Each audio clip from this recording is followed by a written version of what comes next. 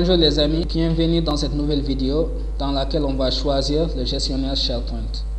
Nous voilà dans le centre d'administration Microsoft 365 et nous avons la liste des utilisateurs. Et parmi ces utilisateurs, on va choisir l'utilisateur qui sera notre gestionnaire SharePoint. Nous avons plusieurs utilisateurs et finalement on va choisir l'administration, l'administrateur Microsoft 365. Car cet utilisateur, il a non seulement la licence Microsoft 365, il a aussi accès à l'administration SharePoint et à toutes les fonctionnalités d'administration Microsoft 365.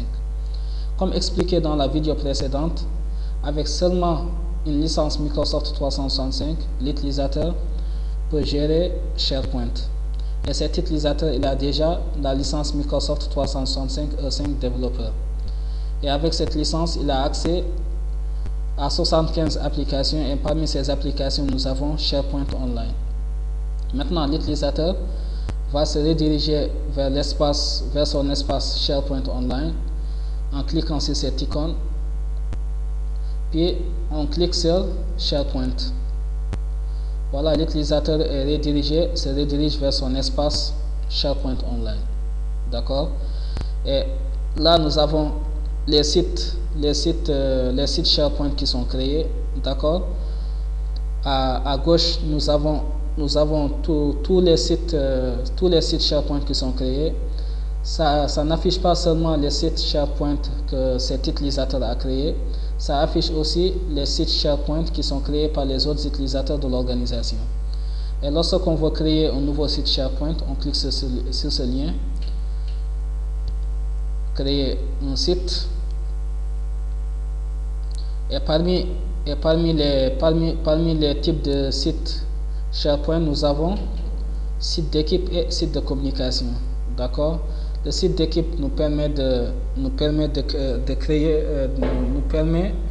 collaborer avec les utilisateurs, et le site de communication nous permet de partager les informations avec un large public.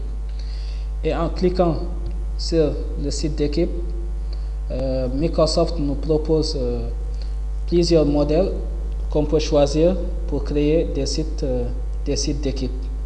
À savoir le modèle standard, c'est-à-dire créer un site d'équipe à partir de zéro, ou bien choisir n'importe quel modèle de site d'équipe, ou bien on peut aussi choisir des modèles qui sont créés par l'organisation. Pour l'instant, nous n'avons pas de modèle créé par l'organisation.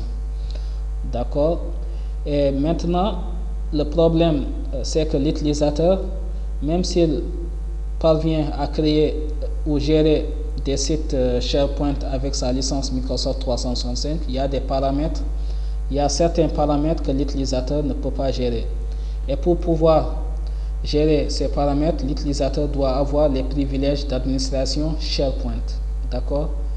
L'utilisateur les privilèges d'administration SharePoint.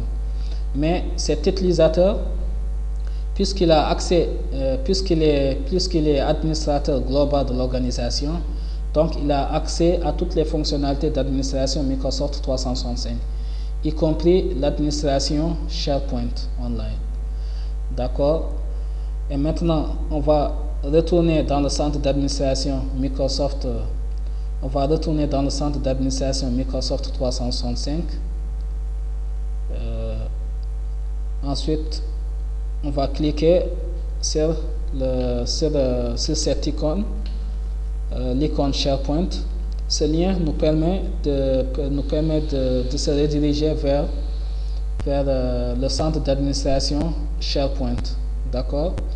Et même dans le centre d'administration SharePoint, l'utilisateur peut aussi créer des sites SharePoint en cliquant sur ce lien. Et lorsqu'on clique sur ce lien, on nous affiche tous les sites SharePoint qui sont créés, à savoir les sites d'équipe et les sites de communication. Et lorsqu'on veut créer un nouveau site SharePoint, on clique sur ce lien. Voilà, c'est le même scénario. On choisit le type de site d'équipe, le type de site SharePoint qu'on veut créer. D'accord? Et là, à gauche, nous avons l'utilisateur a toutes les fonctionnalités d'administration SharePoint qu'il pourra gérer. Voilà, c'était juste pour vous montrer comment procéder à la gestion des sites SharePoint et rendez-vous dans la prochaine vidéo.